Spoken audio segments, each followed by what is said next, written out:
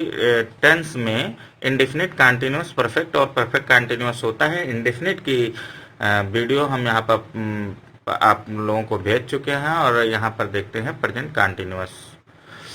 पहचान देखते हैं सबसे पहले। इस प्रकार के वाक्यों के अंत में रहा है, रही है, रहे हैं, रहे हो, रहा हूं आज शब्द आते हैं और कार्य वर्तमान में जारी रहना पाया जाता है।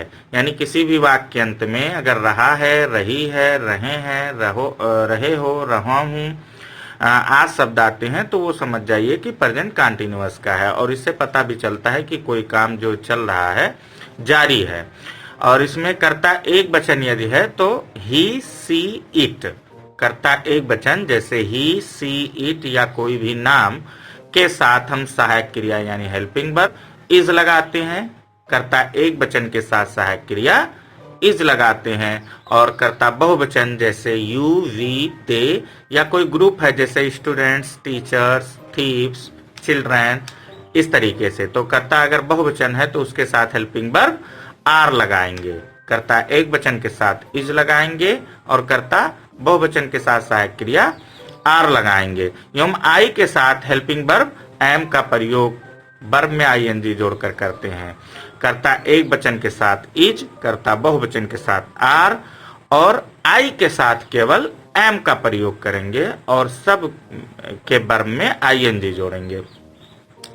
तो नेगेटिव इंट्रोगेटिव सभी सीखना है आज। तो सबसे पहले अफर्मेटिव देखते हैं। इस फार्मूले पर अगर हम रख दें तो बड़ी इजीली अफर्मेटिव सेंटेंस बन जाता है और कोई भी सब्जेक्ट ऑब्जेक्ट इधर उधर भी नहीं होता है। तो सबसे पहले हमको लिखना है सब्जेक्ट, उसके बाद सब्जेक्ट के अकॉर्डिंग अगर सिंगुलर है तो इज लगाना है, प्लूरल है तो आर, आई है तो एम का प्रयोग करना है। सभी के मेन वर्ब में आईएनजी जोड़ देना है, फिर ऑब्जेक्ट लिखना है, फिर अदर वर्ड। आइए एग्जाम्पल देखते हैं। राम गाना गा रहा है। पहला एग्जाम्पल, राम गाना गा रहा है। तो इसमें सब्जेक्ट कौन है? राम। और क्रिया क्या है? वर्ब क्या है? गा रहा। और गाना है ऑब्जेक्ट। तो सबसे पहले हमको लिखना है सब्जेक्ट। सब्जेक्ट है राम तो यहाँ पे लिख देते हैं राम।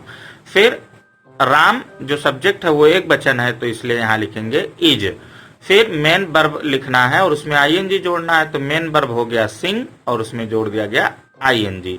तो राम इज सिंगिंग और ऑब्जेक्ट लिख देंगे song. Ram is singing song. तो इस तरीके से बड़ी आसानी से बना सकते हैं। चिड़िया आकाश में उड़ रही हैं। तो चिड़िया यहाँ देखते हैं कि यह चिड़िया है तो यहाँ बहुवचन है तो द बर्ड्स। अब बहुवचन के नाते कर्ता बहुवचन की वजह से यहाँ पर सहायक क्रिया आर लगाएंगे और मेन वर्ब फ्लाई उसमें आईएनजी जोड़ेंगे। The birds are flying in the sky. Sky object हो गया, यहाँ टू भी लगा सकते हैं क्रियाशीलता के लिए। अगला एग्जाम्पल देखते हैं। मैं पुस्तक पढ़ रहा हूं। इसमें आ गया मैं के लिए हमने बताया कि आई के साथ हेल्पिंग वर्ब हमेशा एम लगाएंगे। तो आई के साथ एम सहायक क्रिया, सब्जेक्ट हो गया आई और हेल्पिंग वर्ब हो गया एम और वर्ब हो गया रीड पढ़ना और उसमें आईएनजी रीडिंग। फिर object I am reading book. वे कमरे में फिल्म देख रहे हैं तो वे बहुवचन है, दे आर। उसके बाद लगाएंगे वॉचिंग मूवी इन रूम। तो इस तरीके से आप अफर्मेटिव को आसानी से बना सकते हैं।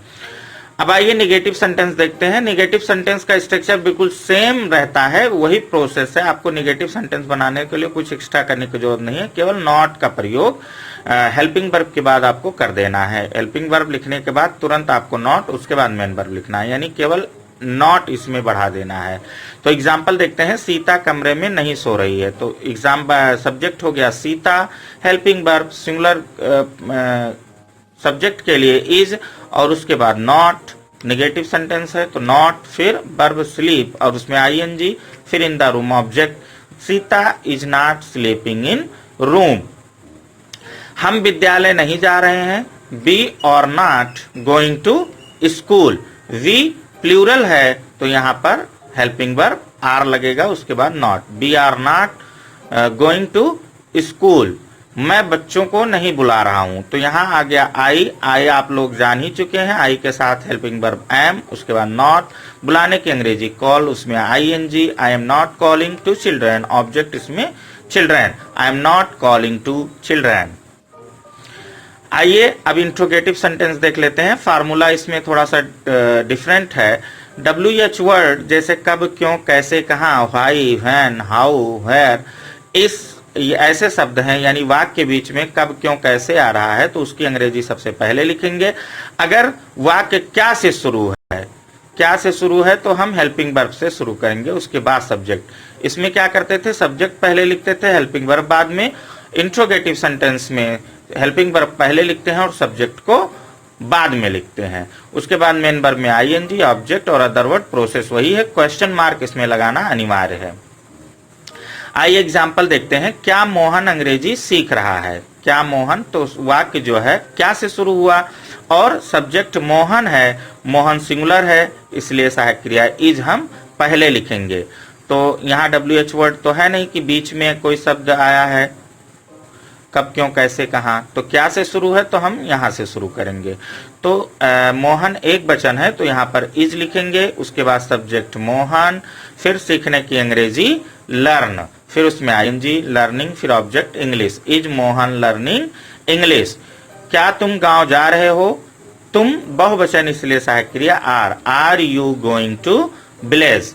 वे शहर में क्यों नहीं रह रहे हैं? अब यहाँ देखिए क्यों शब्द बीच में आया है तो उसकी अंग्रेजी व्हाई हम पहले लिखेंगे। व्हाई WH वर्ड लिखने के बाद हम देखेंगे कि सब्जेक्ट कौन सा है, प्लूरल है तो हम लगाएंगे आर, उसके बाद सब्जेक्ट, फिर नॉट, फिर वर्ब, रहना की अंग्रेजी लिव और उसमें आईएनजी, फिर ऑब्जेक्ट। तो why are they not living in the city? इसे इंट्रोगेटिव एंड नेगेटिव सेंटेंस भी कहते हैं और इसे इंट्रोगेटिव सेंटेंस में भी आता है। क्या विद्यार्थी कक्षा में शोर मचा रहे हैं? तो विद्यार्थी बहुवचन, क्या शब्द पहले है तो उसकी सहायक क्रिया पहले लिखते हैं। Are the students making a noise in the class? क्या विद्यार्थी कक्षा में शोर मचा रहे हैं? Are the students making a noise in the class? तो आई होप आपको अच्छे से समझ में आ गया होगा। वीडियो अच्छा लगा हो तो आप मेरे चैनल को सब्सक्राइब करें, वीडियो को लाइक करें, कमेंट करें, अपने दोस्तों में जरूर शेयर करें।